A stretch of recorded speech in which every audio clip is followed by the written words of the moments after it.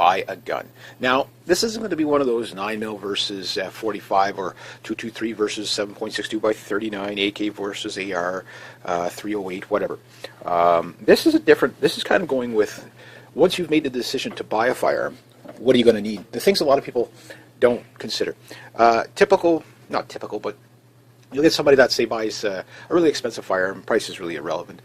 They spend all their money on that firearm, and then they buy one box of ammo. They shoot it, all the box of ammo, in like 5 minutes or less. Then they don't shoot the thing again for another 8 months, and in that 8 month time, they sit there questioning their purchase. I don't use it. Why did I buy it? I spent an awful lot of money on something I don't use, because they don't break their budget down into a reasonable type of you really got to break it into three groups. Okay, the firearm itself, the ammo, and then of course the support stuff. So what I have in front of you, okay, is my 3 BB guns and my really heavy BB gun, my 357 Magnum. Everything is unloaded. It's all been safety checked. I know. I don't believe you. Well, whatever. And I just got some objects here. I didn't pull out everything because it's like, well, a lot of stuff is just, there's no point in bringing it up or pulling it out. I could just bring it up. So first off, for example, I paid about $400 for this handgun. Now, when I bought it, what I bought before I actually got the handgun is I actually bought 2 boxes of bullets of 50 before I bought this, so that I was able to go and shoot it. Now, when I got this, I was able to. I bought a box. I was able to go shoot this thing because the range officer owned this, and he ended up selling it to me. So I was lucky enough to be able to shoot this before I bought it and check it out and everything. So I'd already shot it. So I was like, okay, well, at least if it's a while before I can get more ammo, which I'm finding with 357 Magnum.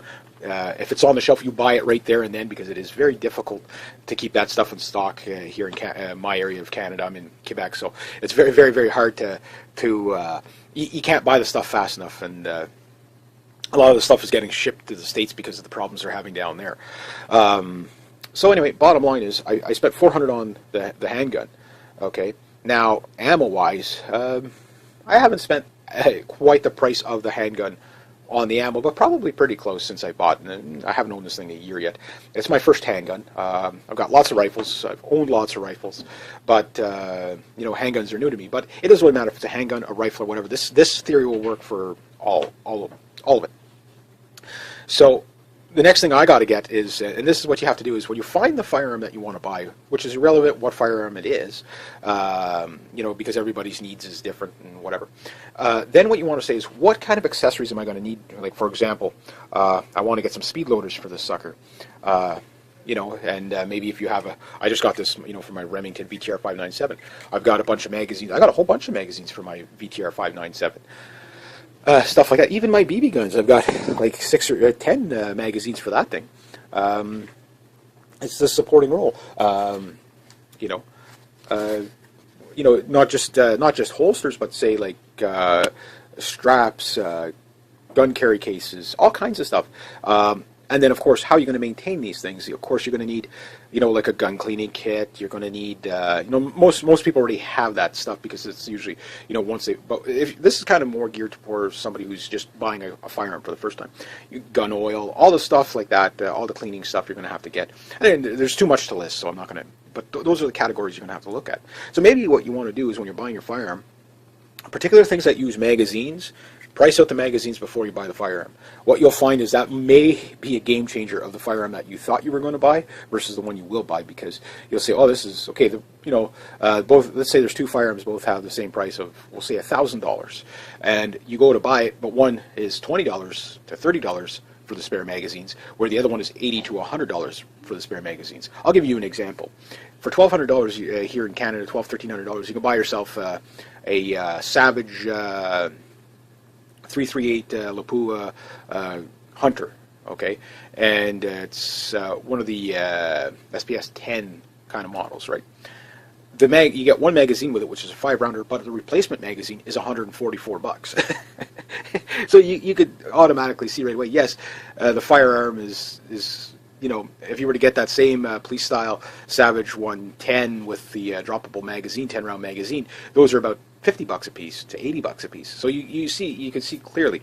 Now let's say a CZ 858 slightly hopped up at $1,000. Well, you can get that at $30 per magazine. So you can see where it's going to change your I mean, if you can afford it, it's fine. But often those things catch people by surprises because they don't factor that into their price of purchase. Now, if you're one of those people, well, I'll just purchase this and build on it slowly. Well, that's what most people do anyway. It's just if you have a good direction of what you're going to build towards. I've chosen the Norenko M14 because it's probably one of the most economical to support, so to speak, in the sense of buying, bipods and scope mounts. There's enough stuff out there that I can get for it. AR-15s, well, there's the holy grail of, even here in Canada, yes, we can own AR-15 type rifles. And I've seen magazines like $20, $30. So that's really going to, you're going to be able to, get, and just about any accessory you could possibly want, you can get for it. Other thing is rarity of spare parts. Well, with an AR-type rifle, the rarity of spare parts, or a CZ-858, if we're talking non-restricted rifles here, we're going to be talking like the CZ-858. No problem getting that. SKS, no problem getting the rifle. Parts, not as easy to get, but you can get some parts. SVT-40, if your firing pin goes in that, you can't buy another rifle. But the rifles are at the price where, you can afford to almost buy a spare one for parts, but that's things to consider. And a lot of people, when they're buying their firearms, for whatever reason, they don't consider that. Let's say you're getting into cowboy action. Well, that's a hell of a rig. Before you even buy the gun, you're looking at, for the belt, all the other accessories, all that attire, you're looking at probably $500-600 right there. You know what I mean? Speed loaders. Here in Canada, I'm kind of having a hard time tracking them down, but I would say probably the average price is, this is from this here, so it's not, unfortunately, not a functioning speed loader for real bullets. The dimensions ain't quite right on that, but you're looking at $30-40 to $60 a speed loader. That gets expensive, So other, that's things. Revolvers tend to be slightly more expensive than the average pistol. We'll take a 1911 magazines. You're looking at about $40 a magazine. $30 to $40 a magazine. If you shop around, you might find them for $20. Same with a Beretta or anything like that. You can get the stuff, but 1911s in Canada are probably, arguably, the most popular style of pistol. Canadians tend to like the old school stuff on the average. And whenever you look at any store, 1911s are usually outnumber, the Glocks and everything. People tend to like the 1911s. I go to the range. People tend to like the 1911s. A lot of people shoot the 9mm. The 9mm stuff seems to be all over the place of, whether it's a SIG they're going to use, whether it's, but when it comes to 45, everybody buys a 1911. Not everybody, but you get the idea. They become very, very popular. And parts for 1911, well, again, but also, too, if you look at the Norenko line of 1911s, you've got a decent pistol for like $300 to $400. Kind of like the same with this. I spent like $400 on it. If I spend another $400 in ammo and another $400 in accessories, if I can come up with enough accessories to buy for this, I'm going to have myself a pretty well, stocked and supported firearm. So I guess that's the point of this video, is that when you're buying your firearm, really look at your budget in 3 different ways. Number one, the price of the actual firearm, including tax and all that, on the shipping or whatever you might do, or if you're buying it from somebody or however you're getting it, don't matter, but that price. And then what's it going to cost to keep this thing running? The first thing I would put the 2 priorities on is, number 1, buying the firearm, number 2, buying the ammo, and then everything from there. Other things to consider. Maybe you want to get into reloading, for example. I just bought reloading dice for this. I have about 500 rounds, and only 200 rounds are actually in bullet form. The rest are just all the casings. I keep my casings, for example, every time I go to the range. And I started doing that a long time ago with my 303 British, where I didn't know if I was going to get into reloading, because reloading is a very expensive thing to get into. I mean, right there. Like, you'll spend more on the accessories than you will on the firearm if you go to that kind of level. But the thing about reloading is, right now I can reload 3 calibers, and adding a new caliber is about a $40 to $60 venture of just buying the dies and then whatever else is needed for, let's say I buy a Lapua 338. Well, I'll have to buy the die for that, the large Magnum primers. But if I'm just doing, say, like 30-06, 30-30, 308. I don't have to buy any special primers. Let's say I do 300 Win Mag, 30-30, 308. And 30-06. Well, I can buy a bullet that will suit all of them. A 180 grain bullet will suit all of them. You know what I mean? So there's that kind of thing where I don't have to duplicate anything, or I don't have to go with a whole new setup. I can just duplicate stuff like that. So those are the things that are going to really help you to mold a decision of what you're going to buy. But when whatever it is you're going to buy, particularly when you're buying oddball stuff. For example, I was in LeBaron the other day, and they had these surplus Swiss rifles in the K. What is the model? Anyway, it's the most oddball looking bolt action rifle. It's probably the quickest bolt action rifle in the world. It has a handle on the side. You pull it straight back, and you just push it forward. You shoot. You pull it straight back and you push it forward. It looks exactly like the Lugman rifle, but instead it has a lever. Those of you who know what I'm talking about, you know that rifle's pretty. It's 7x5 by 55 or something like that is what it's shooting, and it's a Mauser type, but it's a very unique firearm. And it was only it was under $300, and I was like really considering buying it. But I'm like, where the heck do you buy ammo for that? That's a wall hanger. You know what I mean? You may get it, but you'll have to special order it for sure. For example, if I were to buy, say, a 380 auto here in Canada, nobody shoots 380 hardly at all. So that's almost all mail order. In fact, 380 auto is actually slightly more expensive than that of 9mm. 9mm and 45, no problem. Even 40 is not that bad, but nobody shoots 380. It's just nobody shoots it. So when you buy things like that, you know, it doesn't really give you the benefit you want, because it's like, well, okay, if I gotta custom order ammo from over there somewhere every time, it's not available on the shelf. Other things to consider. For example, non-restricted firearms versus restricted firearms here in Canada. I was in the Canadian Tire, I asked them, do you have any 38 Special 357 Magnum? I said, no, because we don't have our license to sell restricteds. So they can't carry pistol ammo if they don't, you know, unless they get lucky and it's something that's, for example, 357 Magnum, yes, you can get it for the lever action rifles, but very few people ever shoot 357 Magnum with a lever gun. You know, 44-40, 44 Magnum in a lever gun, 30-30, 45-70. You'll get that stuff off the shelf, no problem. All that stuff is pretty much what we consider non-restricted, classes of firearms. But 38 Special, 357 Magnum, then you're going to go to the specialty shops that do sell. If they don't sell handguns, you're not going to get handgun pistols. It's the way the laws work. So knowing your laws, for example, and that's the first place where you start, is what's legal, what's easy, and what's common. You know, and that's where you're gonna start. So when a lot of people say, well, what firearm do I buy? What do you recommend? Or what this, that, the other thing? Well, it doesn't really matter what, as long as you can keep it running. They all kind of do the same thing. You know, I mean, I bought this pretty much as a target shooter. As soon as I get my license, I'll probably end up getting a trapping lease, and then maybe I'll probably get my wilderness protection carry, providing they actually issue me it. Very hard to get that issued, next to impossible. So I'm pretty much stuck to the gun range. So if I'm stuck to the gun range, I'm buying basically target stuff. Hence why reloading is a good idea if you're going to do volume shooting. You know, whenever I carry a rifle to the bush when I'm hunting, I don't shoot most of the time, because I only shoot if there's going to be food. You know, so you don't need a gazillion amounts of ammo for that. But if you're target shooting, you'll never have enough ammo. You could have 1 million rounds, and you know what? You'll shoot them all. You'll shoot the barrel out of it. You'll go buy another gun and keep shooting. You know what I mean? Like that's and I'm sure there are revolvers out there with 1 million rounds through them. But again, the firearm type, it doesn't really matter what you pick. What matters is, can you keep it fed, and can you keep it maintained, and all the accessories that you would need for it. For example, this holster.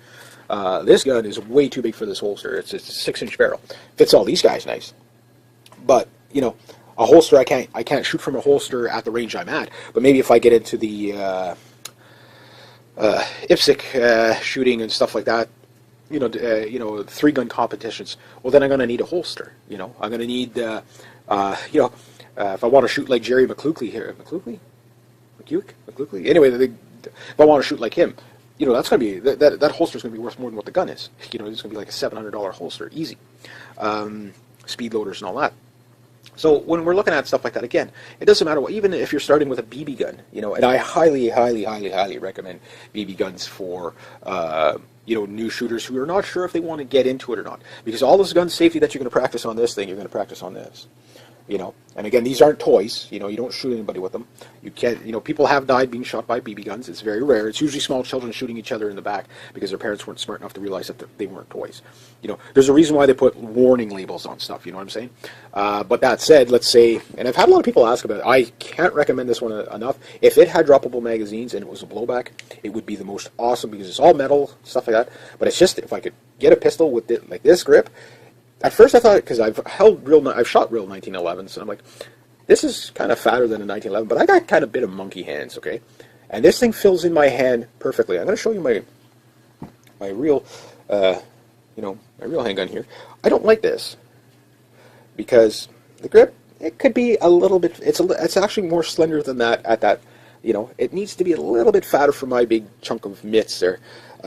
When I hold it the other way without this, that seems to, because there's no channel there, it seems to work a little bit better. But I'm not left-handed, I'm right-handed.